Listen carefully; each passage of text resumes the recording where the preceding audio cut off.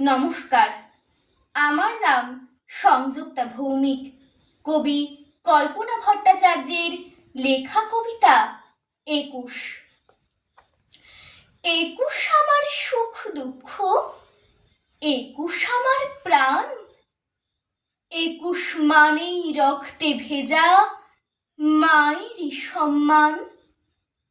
২১ আমার ভাইয়ের ভাষা, ২১ আমার বোনের, ২১ আমার স্বপ্নে গাঁথা স্বপ্ন সুধা মনের।